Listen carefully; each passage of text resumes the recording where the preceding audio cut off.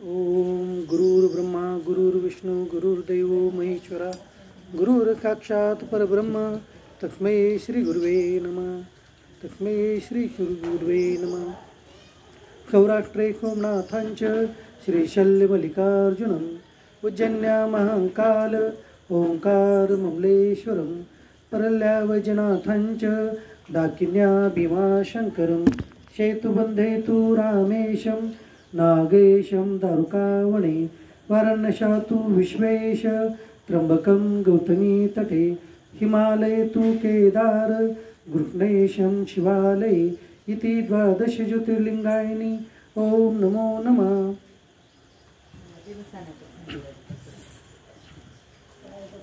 ब्रह्मानंदं परम सुखदं केवलं ज्ञानमूर्तिं द्वंद्वातीतं गगनसदृशं तत्त्वमस्यादिलक्ष्यम् एकं नित्यं विमलमचलं सर्वधिकाक्षीभूतं भावातीतं त्रिगुणरहितं सद्गुरुं तं नमामि. सद्गुरुं तं नमामि. शान्ताकारं भुजङ्गशयनं पद्मनाभं सुरेशं विश्वाधारं गगनसदृशं मेघवर्णं शुभांगं लक्ष्मीकान्तं कमलनयनं योगिभिः अर्ध्यानगम्य वन्दे विष्णुं भवभयहरं सर्वलोकैकनाथं. यं ब्रह्मा वरुणेन्द्र रुद्रमरुता स्तुन्वन्ति देवे तवेरवेदै खाङ्गपदक्रमोपनिषदं गायन्ति यमकामगा ध्यानावस्थि तद्गतेन मनका पश्यन्ति यं योगिनो यशान्तं न विदुखुराकुरगणा देवाय तस्मै नमः. देवाय तस्मै नमः. ओम. 2 दिवस झाले आपण 18व्या अध्यायाचं निरूपण पाहत आहोत. 18व्या अध्यायाचे जे आहेत ते 54 श्लोकापर्यंत आपलं निरूपण झालेलं आहे. आता यापुढून जे आहे आपण 55व्या श्लोकापासून जे आहे भगवद्गीतेचं 18व्या अध्यायाचं मोक्ष संन्यास योग या अध्यायाचं निरूपण पाहूया. आता या अध्यायाचं वैशिष्ट्य जे आहे याचं नाव आहे मोक्ष संन्यास योग. म्हणजे मोक्ष म्हणजे काय, संन्यास म्हणजे काय, त्याग म्हणजे काय, या विषयाचं विश्लेषण विशेष रीतीनं या अध्यायामध्ये झालेलं आहे. तर आपण पाहिलेलं आहे शेवटच्या 3 श्लोकामध्ये जे आहे 51 ते 54 श्लोकापर्यंत भगवंताने जे आहे ज्ञानयोगाच्या साधनेद्वारे जो भक्त आहे तो ज्ञानयोगाची साधना करून ध्यानयोगाच्या परायण होऊन भगवंताच्या खगुण साकार निर्गुण निराकार खगुण निराकार या स्वरूपाचं ध्यान करतो आणि भगवंताला तो प्राप्त होतो. तर तो प्राप्त व्हायचा जो प्रकार आहे तो भक्त जो आहे त्याला शेवटी पराभक्ती हे प्राप्त होती. मग ती पराभक्ती जी आहे त्या पराभक्तीनं भगवंताला प्राप्त होणाऱ्या भगवंताचं जे आहे प्रकार भगवंत आता या श्लोकामध्ये सांगत आहेत. ब्रह्मभूत प्रसन्नात्मा न शोचती न कांक्षती खमम सर्वेषु भूतेषु मद्भक्तिं लभते पराम. मग आखा तो जो पराभक्ताला प्राप्त झालेला भक्त जो आहे तो सच्चिदानंद घन ब्रह्मामध्ये तद्रूप झालेला प्रखंचित्ताचा योगी कशाबद्दलही शोक करीत नाही आणि कशाचीही इच्छा करीत नाही.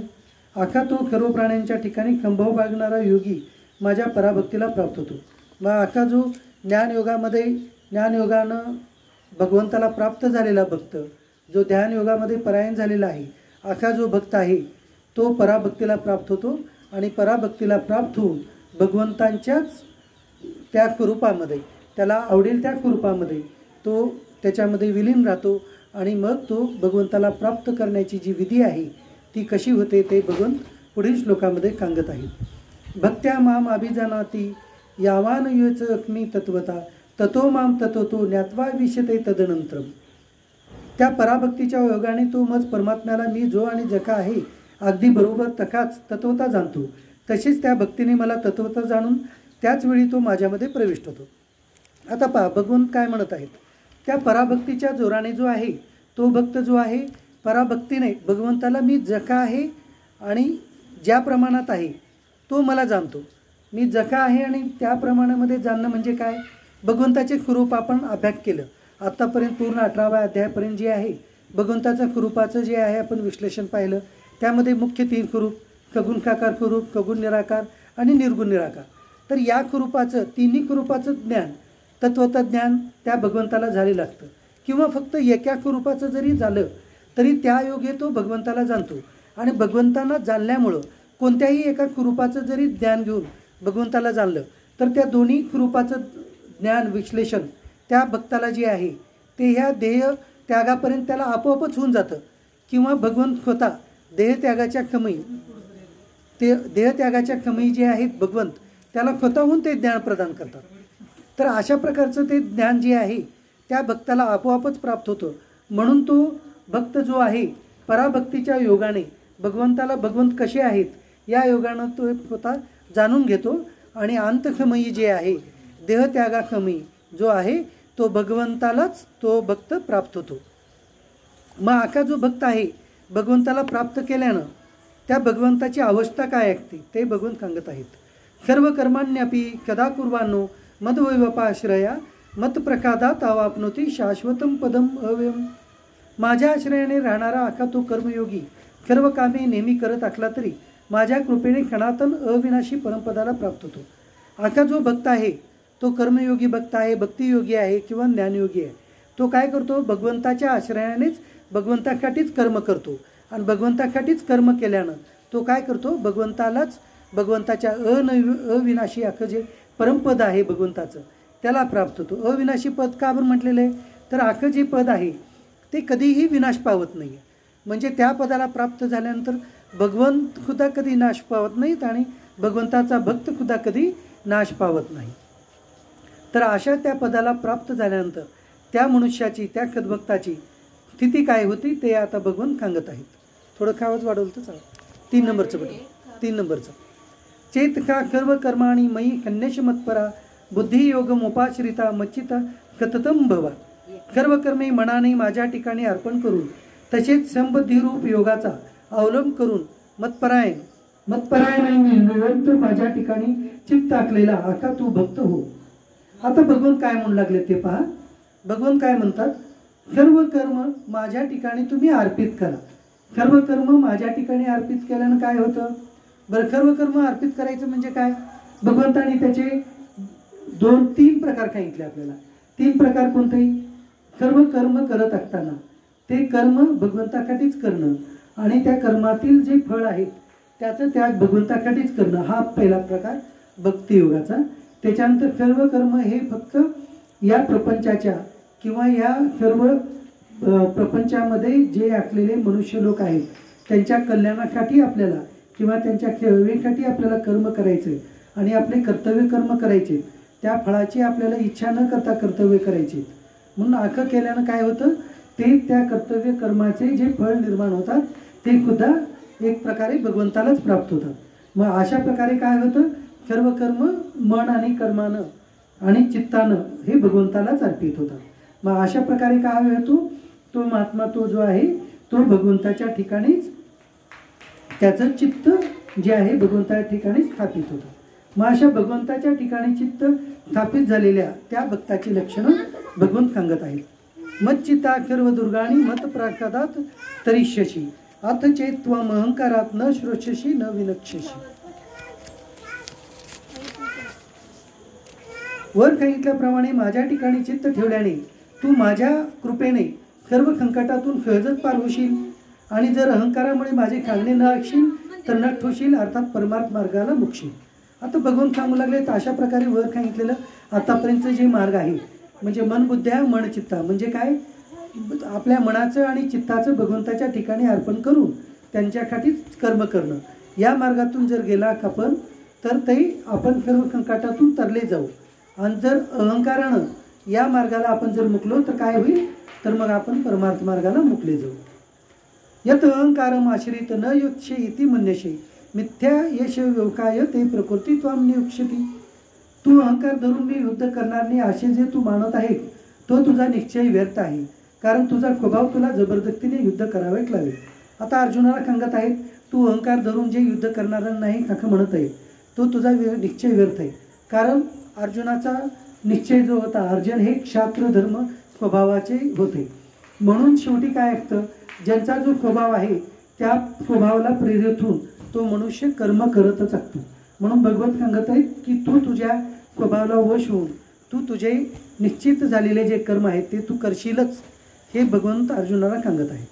स्वभाव जेन कोणतेही निबंध आख्वेन कर्म कर्तुम नेच्छशी यत मोहात करिष्यशी अवश्य अपि तथा. हे कुंतीपुत्रा, जे कर्म तू मोहामुळे करू इच्छित नाही तेही आपल्या पूर्वकृत स्वाभाविक कर्माने बद्ध झाल्यामुळे पराधीन होऊन तू नक्कीच करशील. आता अर्जुना सांगत आहेत की तू मोहामुळे जे कर्म करण्याची तुला इच्छा नाही, परंतु हे असे जे कर्म आहेत ते वायर लूज होऊ लागले परत परत. तर असे जे तू कर्म आहेत ते मोहामुळे तू करायची तुला इच्छा नाही, परंतु तू तुझ्या स्वभावाला प्रेरित होऊन हे जे कर्म आहेत तू नक्कीच करशील. मग तुझ्या स्वभावाला प्रेरित होऊन तू हे कर्म करणारच आहे, हे भगवंत अर्जुनाला निक्षून सांगत आहेत. जेणेकरून अर्जुन जे आहे ते आपल्या स्वभावाने कर्म करायला प्रवृत्त होतीलच. म्हणून आपल्याला सर्वांना सुद्धा भगवंत सांगत आहेत की प्रत्येकजण आपल्या स्वभावाला प्रेरित होऊन प्रत्येकजण कर्म करत आहेत. आता भगवंत जे आहेत आपण आत्तापर्यंत पाहिलेलं आहे 18व्या अध्यायापर्यंत की आपण सांगत आलेलो आहोत की प्रत्येकाच्या हृदयामध्ये भगवंताचा अंश बसलेला आहे. परंतु तो श्लोक आत्तापर्यंत आला नव्हता, तो श्लोक इथे आलेला आहे. तर म्हणजे भगवंताच्या अंशाचा म्हणजे भगवंताचा पत्ता भगवंतांनी स्वतःच या श्लोकामध्ये सांगितलेले आहे. ईश्वर सर्वभूतानां हृद्देशी अर्जुन तिष्ठती ब्राह्मयानी सर्वभूतानी यंत्रारूढानी माया. आता भगवान काय म्हणू लागले त्या श्लोकामध्ये की हे अर्जुना, अंतर्यामी मी परमेश्वर आपल्या मायेने शरीर रूप यंत्रावर आरूढ झालेल्या सर्व प्राण्यांना त्यांच्या कर्मानुसार फिरवीत सर्व प्राण्यांच्या हृदयामध्येच मी राहिलेलो आहे. आता भगवंत सांगू लागले, पत्ता सांगितले त्यांनी की मी सर्व भूतमात्रांच्या हृदयात राहिलेला आहे. हे भगवंतांनी भगवंतांच्या अंशांचा आपल्याला पत्ता सांगितलेले, ॲड्रेस सांगितलेले आपल्या, जेणेकरून आपल्याला म्हणजे कळायला पाहिजे की प्रत्येकाच्या हृदयामध्ये हे जे आहेत ते स्वतः भगवंतांचा अंश बसलेला आहे. मग ते भगवंत जे आहेत अंश रूपाने हृदयामध्ये बसून काय करू लागलेत, आपल्याला यंत्राप्रमाणे फिरवत आहेत. आपल्याला वाटतं की आपण रिमोटप्रमाणे काहीतरी चालले आहोत, तर ते कसं, तर आपल्या हृदयामध्ये बसून स्वतः भगवंतच प्रत्येकाला फिरवत आहेत. म्हणजे प्रत्येकाचे जसे कर्म आहेत, जसं प्रारब्ध आहे त्याप्रमाणे भगवंत आपल्याला सर्वांना फिरवत आहेत. मग आपण त्या रहाट गाड्याप्रमाणे ते कर्म करत आहोत. आपल्याला वाटतं की काही कर्म आपण आपल्या इच्छेनं केलो किंवा काही कर्म आपल्या स्वतःच्या पराक्रमानं केलो असं आपल्याला वाटतं, परंतु ते प्रारब्ध बलानं भगवंतच आपल्याकडून ते कर्म करून घेत आहेत. मग आता हे जे कर्म होणं आहे ते कसं होणं आहे, तर एका यंत्राप्रमाणे भगवंताकडून आपोआपच घडत आहे.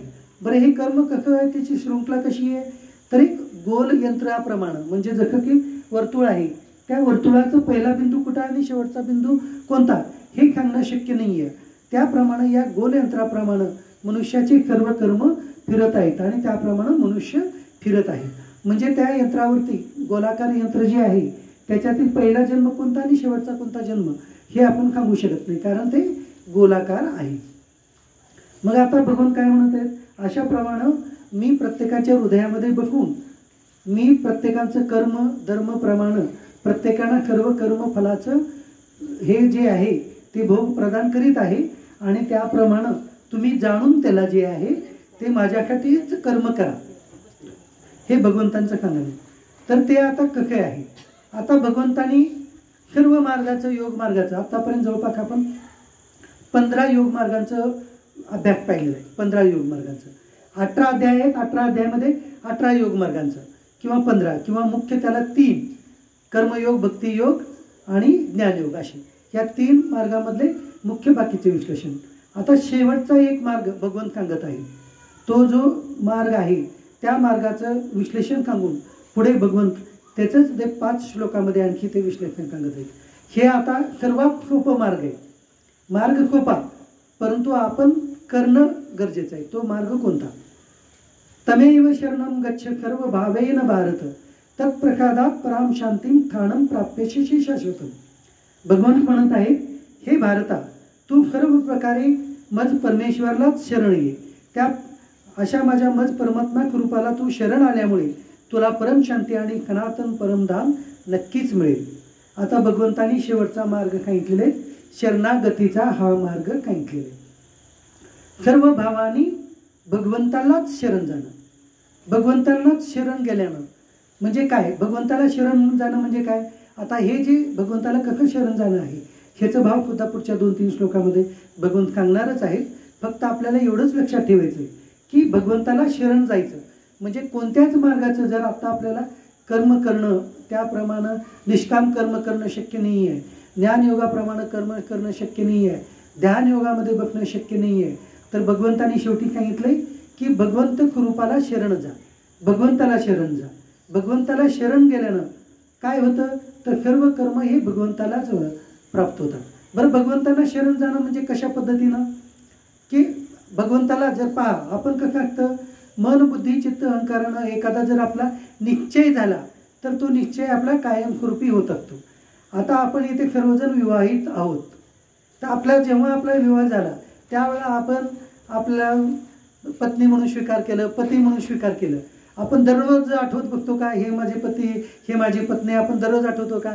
म्हणजे जेव्हा आपल्या विवाह संस्कार झाले त्यावेळेपासून आपण मानलं, त्याप्रमाणे आपण भगवंताला मी शरण आलेलो आहे हे एकदा मानलं की ते मानून पूर्ण जन्मभर चालायचं असतं. अशा प्रकारचं ते मानणं आहे. भगवंताला मी शरण गेलो प्रत्येक कर्म करत असताना नाही बाबा भगवंता मी तुला शरण गेलेलो आहे, जे योग्य आहे माझ्याकडून करून घे, माझ्याकडून जे योग्य आहे ते कर्म करून घे, माझ्याकडून चुकीचं होत असेल तर त्याला मला त्यापासून तू दूर परावृत्त कर. आपली जरी शक्ती नसेल परावृत्त व्हायचं, भगवंतामध्ये मात्र नक्कीच आहे, कारण भगवंत हे आपल्या हृदयामध्येच बसलेले आहेत. मग भगवंत हृदयामध्ये बसून आपल्याला त्या शक्तीनं ते परावृत्त सुद्धा करू शकतात आणि प्रवृत्तीही करू शकतात. दोन्ही जे आहे गोष्टी स्वतः भगवंतच करू शकतात. मग त्यासाठी कसं शरण जायचं आपल्याला भगवंताला? भगवंताला अशा पद्धतीने शरण जायचं आहे जसं आपण या पृथ्वी तलावर राहून आपण पती पत्नीचे जसे संबंध निभावतो, आपण परक्या घरातील, बरोबर आहे, आपण परक्या घरातील एका स्त्रीला पत्नी म्हणून स्वीकार करतो, परक्या घरातील पुरुषाला एका पती म्हणून स्वीकार करतो, बरोबर आहे. ज्या व्यक्तीला आपण जीवनभर कधीच पाहिलेलं नाही आहे त्याला आपण पुढे जीवनभर मानून पुढे चालत असतो. मग हे भगवंत तर आपले कायमचेच आहेत. मग अशा त्या भगवंताला माझेच म्हणून त्यांना शरण जाऊन हा सर्वात महत्त्वाचा शरणागतीचा मार्ग आहे. त्याच्या प्रकारे भगवंताला शरण जाऊन आपण सर्व प्रकारची कर्म पण आणि कर्माचे कर्मफल पण भगवंतालाच प्रदान केल्यानं, भगवंतांना शरण केल्यामुळं त्या कर्माचे कर्मफळ आपल्याला कधीच प्राप्त होत नाही आणि कर्मसुद्धा भगवंताच्याच इच्छेने केली जातात. मग आता ह्या ज्ञानाचा उपसंहार करत भगवंत आता पुढील काही शरणागतीचे जे श्लोक आहेत ते सांगत आहेत. इति ते ज्ञानमाख्यातम गुह्यात गुह्यतरम मया विमृश्यतत अशेषेण यथा यच्छसी तथा करू. अशा प्रकारे हे गोपनीय आणि अतिगोपनीय ज्ञान मी तुला सांगितले. आता तू या रहस्यमय ज्ञानाचा संपूर्णपणे चांगला विचार करून मग जसे तुला आवडेल तसं तू कर, असं भगवंत अर्जुनाला सांगत आहेत आणि आम्हालाही सांगत आहेत की अशा प्रकारचं अतिगोपनीय असं जे ज्ञान आहे, कोणतं ज्ञान? शरणागतीचं ज्ञान हे अतिगोपनीय ज्ञान मी तुला सांगितलं आहे आणि तेच परत परत तुला सांगत आहे. तर ते तू ऐकून तुला जसं वाटेल त्याप्रमाणे तू आता कर म्हणून भगवंतांनी अर्जुनाला आज्ञा दिली आणि आपल्यालाही आज्ञा दिली. सर्व गुह्यतमं भूयं शृणु मे परमं वच इष्टोषी मे दृढमिति ततो वक्ष्यामि ते हितम्. आता हे काय आहे सर्व गुह्यतम ज्ञान? सर्व गोपनीय आणि अतिगोपनीय माझे ते परम रहस्ययुक्त वचन तू पुन्हा ऐक. तू माझा अत्यंत आवडता आहे म्हणून ते परम हितकारक वचन मी तुला पुन्हा सांगणार आहे. आता अख्खं जे परम गोपनीय वचन आहे भगवंताने जे सांगितलं शरणागतीचं मार्ग ते परत सांगू लागले. तू ऐक. का बरं सांगू लागले तुला? तर तू माझा आवडता मित्र आहे म्हणून मी तुला हे परम हितकारक वचन जे आहे तुला पुन्हा पुन्हा सांगत आहे. तू ऐक. मग कशा प्रकारेचं भगवंताची भक्ती शरणागती कशी करायचं याचा भाव आता ह्या पुढील 3 श्लोकामध्ये भगवंत सांगत आहे. तेच ते श्लोक आपण पाहूया. मनमना भव मद्भक्तो मध्याची माम नमस्करू मामे वैशेषी कत्यम ते प्रतिजानी प्रियोशी मे. हे अर्जुना, तू माझ्या ठिकाणी मन ठेव, माझा भक्त हो, माझे पूजन कर आणि मला नमस्कार कर. असे केले असता तू मलाच येऊन मिळशील हे मी तुला सत्य प्रतिज्ञापूर्वक सांगत आहे, कारण तू माझा अत्यंत आवडता आहे. आता भगवान काय सांगू लागले बघा. अर्जुनाला सांगत आहे पहिल्यांदा काय, माझ्या मनाला, तुझ्या मनाला जे आहे ते माझ्या ठिकाणी ठेव. मनाला भगवंताच्या ठिकाणी म्हणजे ठेवणं म्हणजे काय, जसं की आपल्याला एखादी गोष्ट कोणती तरी आवडली आणि आपल्याला ती करायचं आहे, एखादी कामना उत्पत्ती झाली आपल्या मनामध्ये, आपल्याला एखादं गोष्ट करायची, तर त्याचे विचार करत करत आपल्या मनामध्ये तेच विचार पुढे आपल्याला हे करायचं आहे म्हणत म्हणत आपला कसं होतं, दिवस जातात, 4 दिवस जातात, 8 दिवस, महिना, 2 महिने आपण म्हणजे मनानं तेच गोष्टीचं मनन करत राहतो. त्याप्रमाणे भगवंताचंच मनन कर असं म्हणून भगवत सांगत आहे. त्याच्यानंतर पुढे काय सांगत आहेत भगवंत, माझाच तू भक्त हो, माझाच भक्त हो. माझाच भक्त हो म्हणजे काय, तर भगवंताचीच भक्ती करत करत भगवंतांचं हे करायचं. महाराज या उपसंहार चाललंय या, हां तुम्ही आल्याशिवाय उपसंहार करत कसं करायचं या. तर माझाच भक्त हो, माझाच भक्त हो म्हणजे भगवंत काय सांगू लागले की भगवंताचाच भक्त होऊन भगवंताकाठीच कर्म करायचं आणि भगवंतानाच सर्व कर्माचं फलाचं त्यांना भगवंताकरताच भगवंताच्या प्रत्यर्थ कर्म करून त्या कर्मफलांचं आचरण करून कर्मफल हे भगवंतानाच त्याग करायचं म्हणजे भगवंताचा भक्त व्हायचं. त्याच्यानंतर माझंच पूजन कर आणि मलाच नमस्कार कर. आता भगवंत काय सांगत आहेत की भगवंताचीच पूजा करायची. म्हणजे आपण जरी कोणत्या देवाची पूजा केलो तर मी भगवंताचीच पूजा करत आहे. आता पहा आपण म्हणजे आपला जो धर्म आहे, आपला जो वर्ण आहे त्याप्रमाणे एकाच ईश्वराला आपण मानायला पाहिजे आणि त्याच ईश्वराला सर्व रूपामध्ये त्यांनाच पाहून कुठल्याही मंदिरात जाऊ द्या आपण त्याच ईश्वराचं नाव घेऊन त्यांना आपण शरण जायला पाहिजे आणि त्यांना नमस्कार करायला पाहिजे. तर अशाच प्रकारे तू मला नमस्कार कर आणि माझे पूजन कर असं इथं भगवंत सांगत आहे. पुढे मग भगवंत सांगायचं अशा प्रकारे जर भगवंताचं पूजन केलं, नमस्कार केलं आणि भगवंताची भक्ती केलं तर काय होईल, तर तू मलाच प्राप्त होशील. असं स्वतः भगवंत कसे सांगत आहेत, प्रतिज्ञापूर्वक सांगत आहेत. म्हणजे पहा भक्त किंवा आपण मनुष्य लोक प्रतिज्ञा करू शकतो, परंतु भगवंत तिथं स्वतः प्रतिज्ञा करत आहेत. मी प्रतिज्ञापूर्वक सांगतो तू जर अशा प्रकारे जर माझी भक्ती केला, अशा प्रकारे तू जर मला शरण आलास तर तू मलाच प्राप्त होशील हे भगवंत सांगत आहेत. बरं हे प्रतिज्ञापूर्वक सांगत आहेत आणि प्रतिज्ञापूर्वक अर्जुनाला का बरं सांगत आहेत, तर अर्जुनाला सांगत आहे कारण की तू माझा अत्यंत आवडता आहे. म्हणजे अर्जुनांची भक्ती किती मोठी होती, अर्जुनाचं हे किती मोठं होतं, स्थान किती मोठं होतं हे आपल्याला याच्यातून लक्षात येतं. अर्जुनासारखं भक्त होऊन आपण जर भगवंताचं आचरण केलं, भगवंताच्या मार्गाचं आचरण केलं तर भगवंताने जे जे अर्जुनाला दिलं ते सुद्धा भगवंत आपल्याला देऊ शकतात हे आपल्या या सर्व 18 अध्यायातून आपल्याला कळून येतं. मग आता हे कसं शरण जायचं ह्याचं भाव अजून पुढे सांगत आहेत. सर्व धर्मान परित्यज्य मामेकं शरणं व्रज त्वां सर्व पापेभ्यो मोक्षयिष्यामि मा शुच. हा आपल्याला म्हणजे बऱ्याच आपण टी व्हीवर पाहत असताना श्रीकृष्णाच्या मालिकामध्ये त्याच्यानंतर आपल्या महाभारताच्या मालिकामध्ये हा श्लोक आपण ऐकलेला आहे. सर्व धर्मान परित्यज्य मामेकं शरणं व्रज त्वां सर्व पापेभ्यो मोक्षयिष्यामि मा शुच. म्हणजे काय, अर्जुना तू सर्व धर्म म्हणजे सर्व कर्मे जे आहेत मलाच अर्पण करून तू केवळ सर्व शक्तिमान अशा सर्वाधार अशा मला मज परमेश्वरालाच तू शरण ये. मी तुला सर्व पापापासून मुक्त करीन, तू शोक करू नको. असं हे भगवंताचं जे आहे ते वचन आहे. भगवंताचं हे वचन फक्त अर्जुनालाच नाही तर संपूर्ण मनुष्य जातीला आहे. जे जे भगवंताच्या या वचनावर श्रद्धा भक्ती ठेवून भगवंताला शरण जातील त्या सर्वांनाच भगवंत जे आहेत सर्व आपल्या फक्त प्रत्येकाने काय करायला पाहिजे, प्रत्येक जण आपले जे कर्तव्य कर्म आहेत आपल्याला माहिती नाही आहे. आपण म्हणजे आपल्याला बरोबर आहे सर्व धर्माचं सर्व शास्त्राचं ज्ञान आपल्याला प्रत्येकानं पूर्ण जन्मभर जरी पाहिला अभ्यास केलं तर संपूर्णपणे ज्ञानाचं ते पूर्णपणे ज्ञान होणं हे कठीण काम आहे फारच. मग त्यासाठी काय आपण ज्या ग्रंथाचा अभ्यास केलेला आहे, ज्या ग्रंथाचं आपण विवरण ऐकलेलं आहे, ज्या ग्रंथाचं आपण निरूपण ऐकलेलं आहे त्याप्रमाणे आपण चालायचं प्रयत्न करायचं. ते करत करत आपण आपल्या वर्ण धर्म आणि आपलं जे काही आपण नोकरी व्यवसाय करत असू त्याप्रमाणे आपल्याला प्राप्त झालेले ते म्हणजे ते जर प्राप्त झालं ते म्हणजे आपले कर्तव्य कर्मे म्हणून प्राप्त होतात.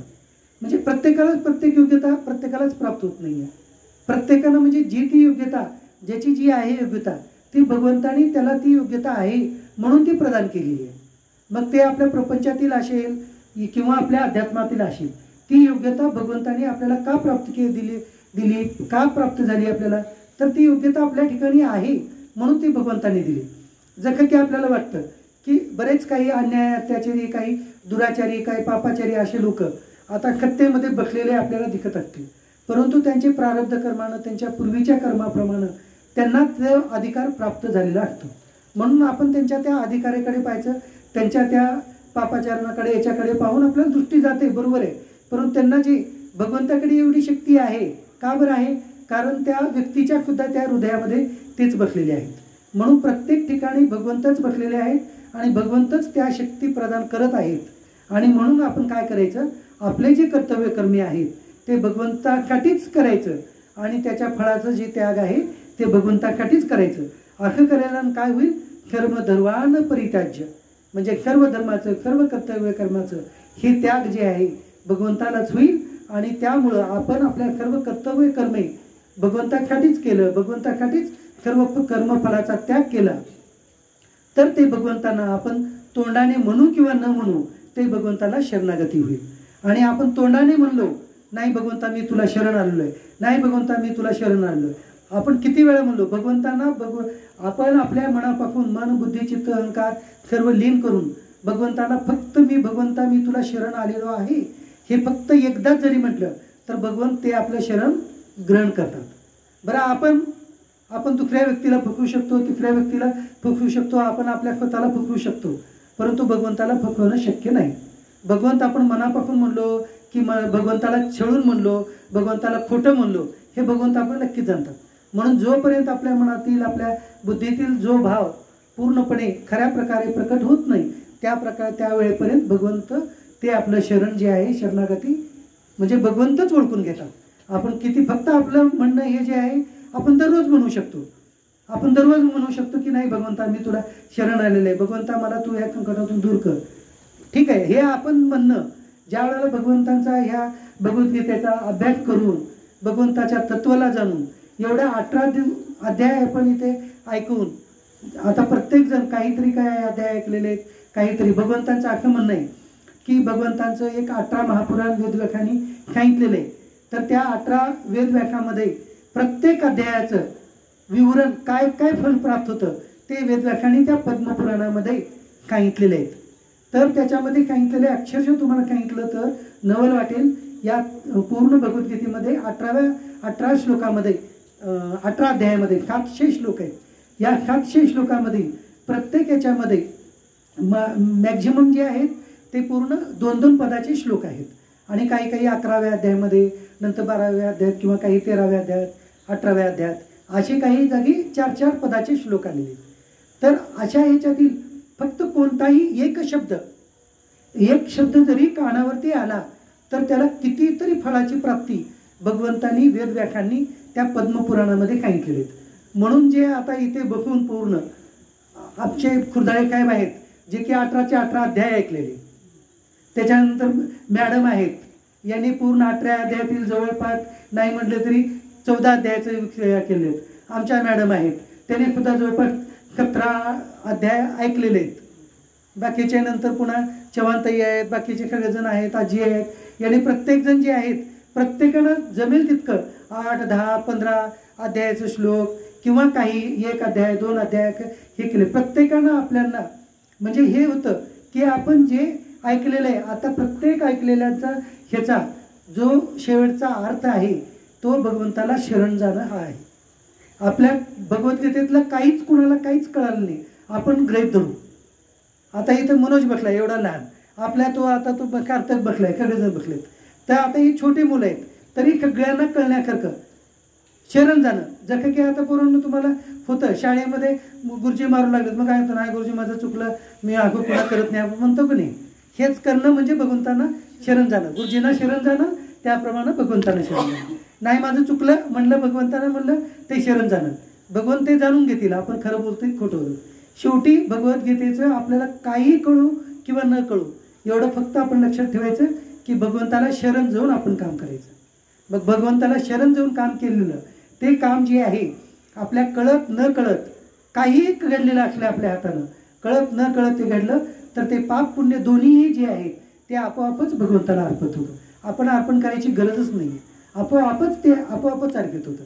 जसं की आता जाळ लागलेलं आहे एका जागी, एका जंगलामध्ये आग जाळ लागली, मोठं वनवाळ भडकलेलं आहे. त्या वनवाळ भडकल्यानंतर जे वाळलेले लाकडे आहेत, वाळलेले झाडं आहेत ते पण जळून जातात, परंतु असे ताजे जे झाडं आहेत ते झाडं पण म्हणजे जाळून जातात. का बरं जळून जातात?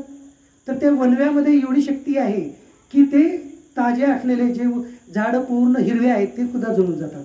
त्याप्रमाणे भगवंताला शरण गेल्यानं त्या ज्ञानाग्नीने त्या भक्ताग्नीने भक्ताचे जे पूर्णपणे जे मोठे मोठे सुद्धा जे पापकर्म आहेत ते आपोआप जुळून जातात आणि पुण्य सुद्धा जुळून जातात.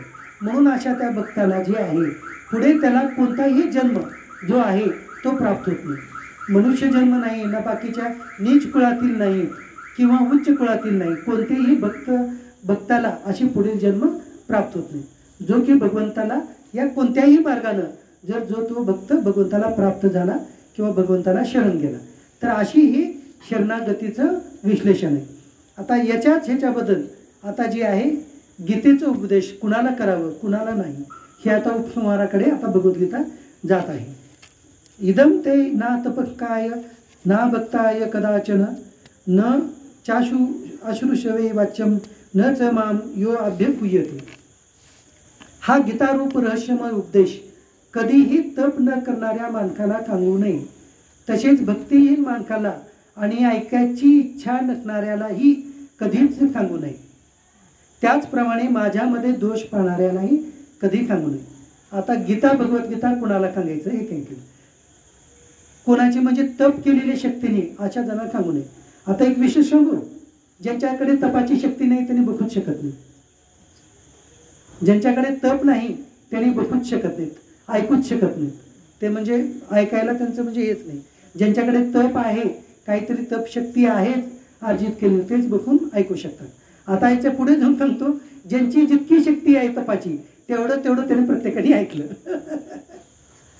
ज्यांची म्हणजे आपण जितके ऐकलो तेवढी आपली तपाची शक्ती तेवढी होती म्हणून आपण तेवढं ऐकलो. म्हणजे शेवटी जे आहे आता इथे राहून आपलं म्हणजे टीका म्हणून नाही आहे, हे भगवद्गीतेचं इथं सांगितलेलं आहे ते सांगत आहे.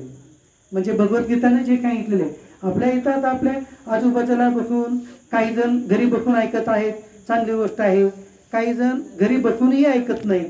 तर ते म्हणजे ज्यांची जेवढी शक्ती आहे, तपाची जितकी शक्ती आहे, प्रत्येकाने आपली जेवढी काही जप शक्ती अर्जित केलेली आहे त्याप्रमाणे त्यांनी तेवढी म्हणजे ऐकलेले आहे. इथं म्हणजे ऐकण्याचं हे जे आहे हे विश्लेषण जे आहे ज्यांच्या त्यांच्या शक्तीप्रमाणे आहे. म्हणून म्हणजे इथं कोणी येऊन बसून हे करणं मी कधीच कुणालाच म्हणलेलं नाही की येऊन ऐका. कुणाला ज्यांची इच्छा आहे त्याने ऐका, कारण हे ज्यांच्या त्यांच्या तपशक्तीला आधारित आहे. त्याच्यामध्ये कोणीही काय करू शकत नाही. तर भगवंतांनी पहिल्या याच्यामध्ये काय सांगितले की ज्यांच्याकडे तपशक्ती नाही त्यांना खाऊ नका. मग ते आपण त्या ह्याच्यानं केलेलं आहे. त्याच्यानंतर भक्तिहीन मनुष्याला कधीच सांगू नका. भक्तिहीन म्हणजे काय, भक्तिहीन कुणाला म्हटलेलं आहे. आपण आता सगळेजण ऐकू लागले ते कुरले याच्यामध्ये म्हणजे अजिबात शंका नाही की प्रत्येकजण भक्तिप्रधान आहेत. आता प्रत्येकाची भक्ती कुणाची अर्थार्थी असेल, कुणाची अर्थ असेल, कुणाची जिज्ञासू असेल, कोणी ज्ञानी आहेत. तर अशा प्रकारचे भक्त आहेत वेगवेगळे, परंतु भक्तिहीन कोणीच नाही. म्हणून इथं भक्तिहीनाच्या कानावरती गेल्या का अजिबात नाही. त्यामुळं भक्तिहीनला आपण सांगितलेलं नाहीच आहे, तर भक्तिहीनच सांगितलं. त्याच्यानंतर हा भगवद्गीता कुणाला सांगू नये, तर जे भक्तिहीन आहेत त्यांना सांगू नका म्हटलेलं आहे. आणि त्याच्यानंतर जे भगवंतांच्या स्वरूपामध्ये म्हणजे आता इथं माझ्यामध्ये दोष पाहणाऱ्याला म्हणजे आता काय सांगितले, इथं जे उपदेश करत असणारे उपदेश म्हणजे आपण आता प्रत्येकाला माहिती आहे की भगवद्गीता हे कोणी कुणाला सांगितलं, प्रत्येकजण म्हणतो आपण श्रीकृष्णांनी अर्जुनाला सांगितलं. म्हणजे श्रीकृष्ण हे जे होते, आता काही जण मानणारे जे आहेत श्रीकृष्ण होते हे भगवान श्रीकृष्ण जे होते भगवान होते आणि भगवान विष्णूचे होते, भगवान विष्णूचा अवतार होते हे मानणारे लोक किती आहेत सांगितल्यावर 9 लाख आहे. हे मानणारे लोक फक्त पृथ्वीतलावर 2% पण नाहीत, 2% पण लोक नाहीत. मग असे जे लोक आहेत, जे 2% लोक आहेत त्यांनाच तुम्ही सांगा. बाकीच्या लोकांना तुम्ही जर सांगितलं की अवतार धारण केलेले भगवान विष्णू होते आणि त्यांनी हे सांगितलं तर ते म्हणजे त्यांना शिव्या द्यायला सुद्धा कमी करणार नाही. म्हणजे असे कित्येक जण आहेत. शिशुपाल होते जे पूर्ण 100 चुका केले, 100 वेळा शिव्या दिले, मग त्यावेळेला त्यांनी वध केला. आता सांगितलं तर नवल वाटेल, शिशुपाल जे होते भगवान श्रीकृष्णाचे खक्के माऊस भाऊ होते. खक्के माऊस भाऊ होते. त्यांची आई नाही बुवा आत्या होती का मावशी होती अशी काहीतरी आत्या होती. तर ते म्हणजे वसुदेवाचे बहीण होती वाटतं आई त्यांची. तर तेवढे राहून त्यांनी म्हणजे लहानपणीच त्यांना वचन दिले होते की मी ह्याचे 100 अपराध माफ करेन. म्हणून त्यांनी 100 अपराध माफ केले. मग अशा प्रकारे जर कोणी शिव्या देत असतील, आपला अधिकार तो म्हणजे शिशुपाल विरोध भक्त होते, त्यांचा अधिकार आपल्यापेक्षा सुद्धा फार मोठा होता. ते विरोध भक्त होते. मग ते विरोध भक्त होते म्हणून ते भगवंतांच्या कडून ते वध करून घ्यायला प्राप्त झाले, परंतु आपल्याकडे तेवढा अधिकार नाही आहे. म्हणून आपल्याला सांगितले की जे भगवंताला शिव्या देणार आहेत, भगवंताच्या स्वरूपामध्ये ज्यांची श्रद्धा नाही, भक्ती नाही, तर अशा मनुष्याला तुम्ही सांगू नका, हे भगवंतांनी या श्लोकामध्ये सांगितलेले. आता पुढे आता भगवंत सांगू लागले की ही जी भगवद्गीता आहे, ही भगवद्गीता आपण ऐकली किंवा आपण इतरांना सांगितली, किंवा भगवद्गीतेचं जे हे आहे, वर बघा तिथं बोला आहे, तर ही अशी जी भगवद्गीता आहे ते आपण त्याचं प्रचार किंवा ते सांगणं किंवा ह्याचं वेगवेगळ्या प्रकारचे प्रचार करणं आहे, त्याचं जे आहे त्याचं काय सामर्थ्य आहे त्याविषयी सांगू लागले. य यमं परमं गुह्यं मद्भक्तेषु अभिधास्यति भक्तिमयी पराम कृत्वा मामेव यो यश्यति असंशय. जो महात्मा माझ्या ठिकाणी परमप्रेम ठेवून हे परम रहस्ययुक्त गीताशास्त्र जे आहे ऐकेल, माझ्या भक्तांना सांगेल, तो मलाच प्राप्त होईल, यामध्ये मुळीच शंका नाही. आता भगवान श्रीकृष्ण काय सांगू लागलेच पहा. आता ह्या भगवद्गीता जी आहे, आतापर्यंत हे 18 अध्याय आपण ऐकलो, 18 अध्याय ऐकलो पाहिलो. आता याचं जे आहे प्रचाराचं म्हणजे हे ऐकण्याचं किंवा हे कुणाला इतरांना सांगायचं, किंवा ह्या भगवद्गीतेचे ग्रंथ आहेत हे ग्रंथ इतरांना प्रदान करायचं, हे जे सगळे आहे, कोणतंही एक भगवद्गीता ऐकणं किंवा भगवद्गीता सांगणं किंवा भगवद्गीता जी आहे त्याचे भगवद्गीते ग्रंथ जे आहेत याचं इतरांना दान करणं, देणं, वाटप करणं, याच्या प्रकारे काही जरी केलं तर तो करणारा तो आहे, तो मी त्याला माझा भक्तच समजेल आणि तो मलाच प्राप्त होईल, याच्यामध्ये तुम्ही अजिबात शंका धरू नका, असं भगवंतांनी सांगितलेलं. भगवंतांचं सांगणं आहे. भगवंताचं सांगणं काय, 4 गोष्टी सांगितले भगवंतांनी. हे भगवद्गीता पूर्ण ऐकणं किंवा त्याच्यातील एक अध्याय ऐकणं किंवा त्याच्यातील एक श्लोक ऐकणं किंवा काही श्लोक ऐकणं, हे जरी केलेला व्यक्ती असेल किंवा भगवद्गीता जसं जमल त्याप्रमाणे कोणी अशा प्रकारे एकमेकांना सांगत असेल, विश्लेषण करत असेल, निरूपण करत असेल किंवा ऐकत असेल, हे कोणताही प्रकार आहे का, तर या प्रकारे हे करत असेल. किंवा तिसरा प्रकार काय म्हटले, भगवद्गीता जी आहे ह्याचं ग्रंथाचं इतरांमध्ये तो दान देत असेल किंवा भगवद्गीता ग्रंथ इतरांना देत असेल, तो त्याचा वाटप करत असेल, अशा 4 प्रकारे जर कोणतंही एक जरी करत असेल तर तो माझाच भक्त मी मानेन आणि तो मलाच प्राप्त होईल, याच्यामध्ये तुम्ही शंका धरू नका, असं भगवंतांनी या श्लोकामध्ये सांगितलेलं. बरं, मग आखा तो जो भक्त आहे तो भगवंतांना कसा वाटतो हे भगवंतांनी सांगितलेले पुढील श्लोकामध्ये. न च तस्मात् मनेशेषु कश्चित मे प्रियकृतं भविता न च मे तस्मात् अन्य प्रियतरा भुवे. आखा जो भक्त आहे तो माझा अत्यंत प्रिय कार्य करणारा आहे, त्याच्याहून अधिक मनुष्यामध्ये कोणीही नाही, तसेच पृथ्वीवर त्याच्याहून अधिक मला प्रिय दुसरा कोणीही भविष्यकालीही होणार नाही. आता भगवान काय सांगू लागले, तर अशा भक्ताची जी आहे ते त्यांनी काय करू लागले, कम्पॅरिझन म्हणजे तुलना करून सांगत आहेत. ही तुलना जी आहे अर्जुनाशी आहे. अर्जुन ज्याप्रमाणे भक्तप्रिय आहेत त्याप्रमाणे अशा प्रकारे जो कार्य करणारा जो भक्त आहे, जो की अशा प्रकारे भगवद्गीताचं श्रवण करेल म्हणजे भगवद्गीता ऐकेल किंवा भगवद्गीता सांगेल किंवा भगवद्गीता ग्रंथाचं इतरांसाठी वाटप करेल, त्याचं दान देईल किंवा भगवद्गीता जी आहे इतरांमध्ये त्याचं ज्याप्रमाणे आपण 2 गोष्टीमध्ये एखादी गोष्ट आहे त्या बाक कमी करा, फक्त काय होत नाही, फक्त बाक कमी करा, आवाजाचं हे करा. तर भगवद्गीता जी आहे अशा प्रकारे एकमेकांना सांगणं आहे, त्याची एकमेकांमध्ये चर्चा करणं आहे, भगवद्गीतेसाठी त्याचा वादविवाद करणं आहे, म्हणजे त्याच्यामध्ये काय सांगितलं हे एकमेकांमध्ये आपण अभ्यास करून एकमेकांना विश्लेषण करून सांगू शकतो. तर असं करणारं भक्त किंवा भगवद्गीता ऐकणारं किंवा भगवद्गीता एकमेकांना सांगणारे किंवा भगवद्गीताचे वाटप करणारे असे कोणतेही जरी भक्त आहेत ते सर्वच मला प्रिय आहेत. आणि अशा प्रकारचं भक्त जो आहे तो मला पूर्वीही प्रिय होता, आताही प्रिय आहे आणि पुढे भविष्य काळामध्ये सुद्धा त्याच्यासारखा कोणी प्रिय होणार नाही, असं भगवंत या श्लोकामध्ये सांगत आहेत. ते फक्त ते जे आहे ना बाहेर आलो पुढचं, दुसरं काहीच नाही. तर अशा प्रकारचं जे आहे ते भगवंतांनी जे आहेत भक्तांचं जे आहे ते महात्मा सांगितले. आता आपण भगवद्गीता अध्याय जे आहे ते पठन केलं. म्हणजे पठन करणं म्हणजे काय, हे भगवद्गीता आपण वाचलो, ऐकलो, याचं निरूपण ऐकलो. आपल्या प्रत्येकानं ज्याप्रमाणे कळालं, ज्याप्रमाणे समजलं त्याप्रमाणे सांगितलं गेलं आणि त्याचप्रमाणे आपण ऐकलो. मग आता याचं काय आहे, ह्याचं फळ, त्याच्याविषयी आता भगवंत या पुढील श्लोकामध्ये सांगत आहे. अध्यक्षतेच यमम धर्मम संवादवम आवयो ज्ञानयज्ञेन तेनामिष्ट श्यामिती मे मती. राहू द्या, ते फक्त हे करा बघा, नाही राहू द्या आता, या झालं आपल्याला हे करू म्हणजे. तर आका जो महात्मा आम्हा दोघांच्या धर्ममय संवादरूप या गीताशास्त्राचे अध्ययन करील किंवा अध्यापन करील, त्यांच्याकडूनही मी ज्ञानाने पूजित होईल, असे माझे मत आहे. आता या श्लोकामध्ये भगवंत काय सांगू लागलेत पहा. भगवंतांचं म्हणणं आहे अशा प्रकारे, रोध आता काय करू नका तर नाही रोध.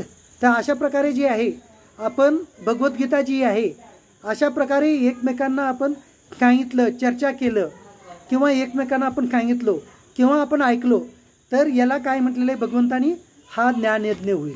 या ज्ञानयज्ञानं ही तुमची भगवद्गीतेचं जे अध्ययन होईल त्याच्यामुळं ते ज्ञान तुमचं ज्ञानयज्ञाचं यज्ञ होईल आणि त्यामुळं तुम्ही मलाच प्राप्त होईल, असं भगवंतानी या श्लोकामध्ये या अध्ययनाचं आणि अध्यापनाचं सांगितलेलं. आता पुढे भगवंत काय सांगू लागलेत, श्रीगीतेच्या श्रवणाची महत्त्व सांगू लागले.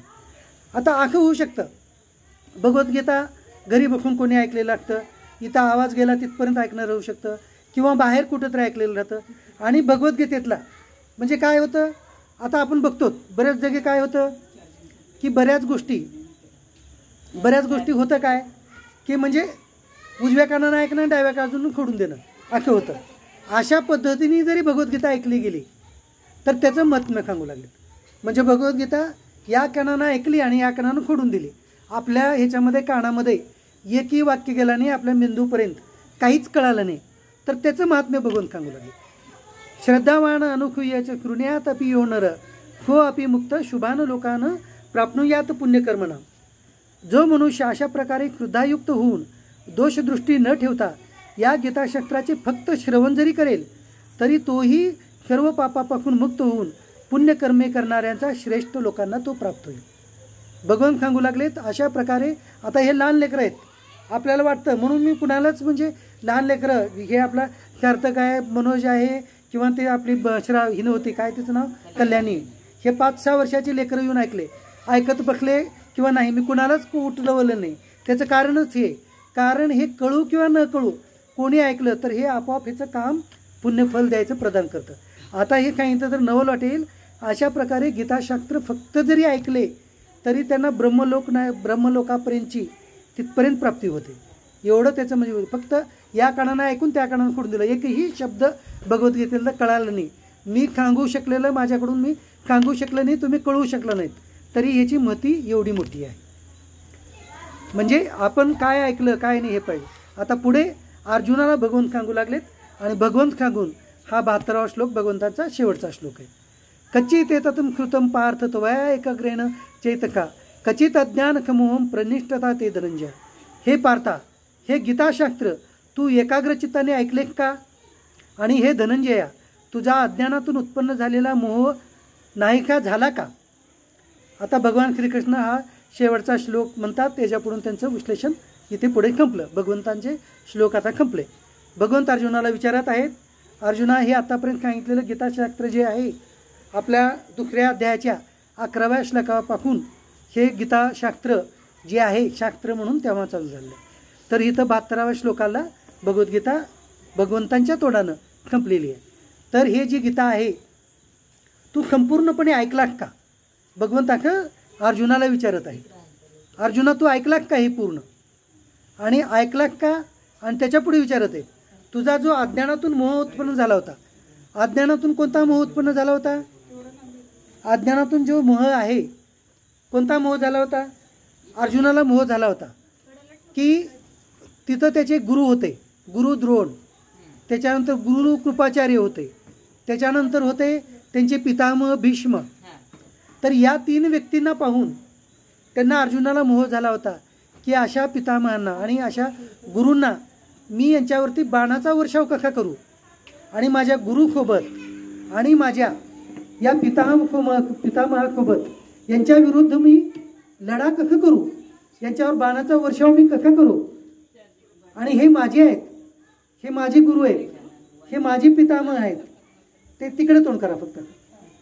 तर हे माझे पितामह आहेत, हे माझे गुरु आहेत, यांच्या विरोधात मी युद्ध कसा लढू, हे माझेच आहेत, मग यांच्यावर युद्ध कसं करू, हे अर्जुनाची शंका होती. या शंकातून अर्जुनाला अज्ञान झालं होतं. हे माझे म्हणून अर्जुनाला शंका उत्पन्न झाली आणि त्यामुळे हे भगवद्गीतेची जी आहे ती तिथं उत्पत्ती झाली.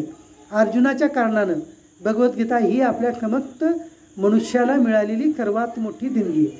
आपले सध्याचे प्रधानमंत्री जे आहेत माननीय श्री नरेंद्र मोदीजी, हे जेव्हा आता 1.5-2 वर्षापूर्वी जेव्हा ते अमेरिकेमध्ये गेले होते तेव्हा ते जो बायडनला त्यांनी काय म्हणाले होते की मी या पृथ्वीतलावरच्या सर्वात मोठ्या राष्ट्राध्यक्षांना भेटायला आलो, म्हणून या सर्वात मोठ्या राष्ट्राध्यक्षाला या ब्रह्मांडातील सर्वात महान वस्तू मी भेट देत आहे, असं म्हणून त्यांना भगवद्गीता भेट दिली. आपल्याला सांगितल्यावर नवल वाटेल, स्वतः आपले पंतप्रधान जे आहेत ते जवळपास 12 वर्ष पूर्ण याच्यामध्ये हिमालयामध्ये राहून तपश्चर्या केलेली आहे. त्यांनी स्वतः वेदाचं अध्ययन केलेलं आहे, षटशास्त्राचं अध्ययन केलेलं आहे, भगवद्गीतेचं अध्ययन केलेलं आहे. म्हणजे काहीतरी म्हणजे भारतवर्षाचं हे फार मोठं पुण्य आहे की असा योगी मनुष्य जो आहे तो म्हणजे देशाचा पंतप्रधान झालेला आहे. आपल्या म्हणजे देशाचं वैशिष्ट्य आहे जे भगवद्गीताच नाही तर षटशास्त्र, वेद, उपनिषद ह्या सर्वांचे ते स्वतः ज्ञाते आहेत.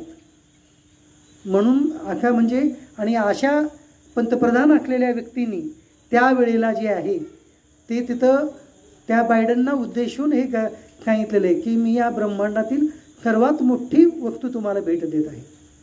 तर आपण या सर्वात मोठ्या वस्तूचं आपण विश्लेषण माहीत आहे प्रत्येक हे शक्य नाही आहे. हे भगवद्गीतेचं विश्लेषण संपूर्णपणे आजपर्यंत कुणालाच कळालेलं नाही. सांगितलेलं प्रत्येकजण सांगितलेले आत्तापर्यंत सर्वात जास्त कळालेले आपल्या पृथ्वीतलावर म्हणजे भगवद्गीता सर्वात जास्त कळाली तर असे एकमेव होते ते म्हणजे आपले श्री ज्ञानेश्वर महाराज. आणि त्याने ते म्हणून त्याचं ज्ञानेश्वरीमध्ये गेले होते. त्यांच्याशिवाय दुसरं पूर्ण कळालेले दुसरं मनुष्य कोणीच झालेलं नाही, संत महात्मे कोणीच झालेले नाहीत. म्हणून आपल्याला जितकं कळालं तेवढं हे केलं. आतापर्यंत मी जेवढं काही सांगितलं ते फक्त 1 ते 2% एवढंच होतं. त्याच्याविषयी बाकीचं आपण म्हणजे सांगणं शक्यच नाही. आणि एवढं म्हणजे एक गहन ग्रंथ आहे. तर अशा या गहन ग्रंथाचं जे अध्ययन अध्यापन जर आपण केलो, आपण फक्त या कानानं ऐकून त्या कानानं सोडून दिलो तरी शेवटी ब्रह्मलोकापर्यंतचे लोक हे आपल्याला प्राप्त होतात. म्हणजे कोणी दुसऱ्या ह्याला जाईल ह्याचं कोणत्या म्हणजे मनुष्य जन्म पुढे भेटेल ह्याची तर शंकाच बागायची गरज नाही. किंवा आपण पुढे झाडं होऊ हे भेटू काय नाही आहे असं कोणीच काही म्हणजे त्याच्याबद्दल हे भगवद्गीता सांगते, मी नाही. माझ्या सांगण्यानं काहीच होणार नाही हे भगवद्गीता सांगू लागली. भगवद्गीतेत जे सांगितलेले फक्त ते विश्लेषण करायचा प्रयत्न करत आहे. तर अशा प्रकारे इथं भगवंतानी अर्जुनाला सांगितलं, विचारलं की तुझा मोह नष्ट झाला का बाबा, तू आतापर्यंत जर सांगितलेली भगवद्गीता ऐकलीस का, हे पूर्ण आणि ऐकलास तरी एकाग्र चित्तानं ऐकलास का, असं अर्जुनाला भगवंतानी प्रश्न केला. मग आता अर्जुन काय म्हणतात ते आपण पाहू. म्हणजे अर्जुनाला काय वाटलं ते आपण पाहू. अर्जुन म्हणतात की नष्टो मोह स्मृतिर्लब्धा तत्प्रसादात मया अच्युत स्थितो अस्मी गतकंदेय करिष्ये वचनम तव. आता अर्जुन काय म्हणतात पहा. अर्जुन म्हणतात हे अच्युता, अच्युता म्हणजे भगवंता, हे भगवंता आपल्या कृपेने माझा मोह संपूर्णपणे नाहीका झालेला आहे आणि मला स्मृती प्राप्त झालेली आहे. आता मी संशयरहित होऊन राहिलो आहे, म्हणून मी आता तुम्ही दिलेल्या आज्ञाचे पालन करेन. आता अर्जुन काय म्हणू लागले की तुमच्या या ज्ञानानं म्हणजे या गीताशास्त्राच्या ज्ञानानं काय झालेलं आहे तर माझ्या ठिकाणी जो मोह होता तो मोह संपूर्णपणे नष्ट झालेला आहे. मोह नष्ट झालेला आहे. नंतर काय झालेलं आहे, नंतर मला स्मृती प्राप्त झालेली आहे. स्मृती म्हणजे कोणती स्मृती तर अर्जुनाला जी कृती पूर्वी होती की त्यांना पूर्वी म्हणजे पूर्वीचे ते भक्तच होते, म्हणून भगवंतांनी त्यांना गीतेसारखं ज्ञानाचं प्रत्यक्ष स्वतः भगवंतांनी उपदेश दिलेला आहे, कारण त्यांची ती योग्यता होती पूर्वीपासून. मग ती कृती जे त्याने विसरलेले होतं तेच ज्ञान भगवंतांनी त्यांना पुन्हा दिलं. मग त्या ज्ञानामुळं काय झालं तर अर्जुनाच्या ठिकाणी जे काही संशय होते ते संशय, तो अज्ञान पूर्णपणे नष्ट झालेला आहे असं अर्जुन स्वतः इथे कबूल करत आहेत. मग आणि अर्जुन आता काय सांगत आहेत, आता भगवंता मी तुमच्या आज्ञेचा पालन करेन, म्हणजे तुम्ही जे आज्ञा देतात ते मी पुढे पालन करेन. अर्जुनाला आज्ञा भगवंतांनी काय दिलं आपल्याला माहीत आहे. पुढे युद्ध झालं, त्यांच्यानंतर अर्जुनाचा युधिष्ठिरांचा विजय झाला. पुढे त्यांनी पूर्ण कित्येक वर्ष राज्य केलं. पुन्हा नंतर अभिमन्यू पण मृत्यू पावले. त्याच्यानंतर परीक्षित राजा जे झाले त्यांनी राज्य केलं. पुढे त्यांचे जे होतं पुढे पूर्ण आता म्हणजे द्वापार युगाच्या ह्याच्यापर्यंत समाप्तीनंतर कलियुगामध्ये सुद्धा त्यांच्या बरेच आत्तापर्यंतच्या जवळपास हे कलियुगाचं जे सुरुवात झाली म्हणजे ईशविकानं आपण जर त्याचं मानलं तर ईशविकन 1 पासून सुरुवात झाली, तर त्याच्यापूर्वी जे होतं तर आतापर्यंत 5250 वर्ष काही झालेले आहेत. तर जवळपास 3000 वर्षापर्यंत आपल्या पृथ्वी तलावरती जे होतं पांडवाच्या कुलाचंच राज्य चालत होतं. म्हणजे आपल्या भारतावरती जे होतं ते राज्य त्यांच्याच कुलातल्या जे राजे एक एक एक एक पुत्र होत गेले. पुढे परीक्षितांची जी प्रजा झाली त्यांचीच जी आहे ते पुढे प्रजा होत गेली. त्यांचं हे चाललं आणि पुढे पुढे जाऊन त्याच्यामध्ये नंतर बदल होत गेला, म्हणजे युग परत्वे आपोआप बदल होत गेला. तर अशा प्रकारे इथं आता हे अर्जुनांचं भगवान श्रीकृष्णांचं जे संवाद होतं दोघांचं ते संवाद इथं संपलेलं आहे दोघांचा. या भगवद्गीतेमध्ये 2 संवाद आलेले आहेत, संजय आणि धृतराष्ट्रांचं हे पहिला संवाद, आणि दुसरा संवाद जो होता तो आहे भगवान श्रीकृष्णांचा आणि अर्जुनाचा. तर ते भगवान श्रीकृष्णांचा आणि अर्जुनाचा संवाद काय झाला हे संवादाचं पूर्ण विवरण संजयाने पूर्ण विवरण धृतराष्ट्रानं केलेलं आहे. म्हणून या भगवद्गीतेमध्ये 700 श्लोकामध्ये धृतराष्ट्राचा फक्त एकच श्लोक आहे. धृतराष्ट्रांचा फक्त एकच श्लोक आहे. संजयांचे जवळपास एक 50च्या दरम्यान काहीतरी 40 काहीतरी असे श्लोक आहेत. त्याच्यानंतर अर्जुनांचे जास्त श्लोक आहेत जवळपास 70-80 काहीतरी, आणि सर्वात जास्त 600च्या पुढे फक्त भगवान श्रीकृष्णांचे श्लोक आहेत. तर अशा प्रकारचं हे भगवद्गीतेचा उपदेश म्हणजे इथे त्यांच्या दोघांचा संवाद समाप्त झाला आहे. आणि आता याच्यानंतर संजयाचे जे आहेत 5 श्लोक आहेत. संजयाने काय म्हणजे हे घेतले, त्याने संजयाने काय अनुभव घेतले हे सांगतात. तर महाराज मग आता संजयाचे 5 श्लोक राहिलेले आहेत. तुमची आज्ञा काय सांगा. ते श्लोक आजच घ्यायचे का उद्या घ्यायचे.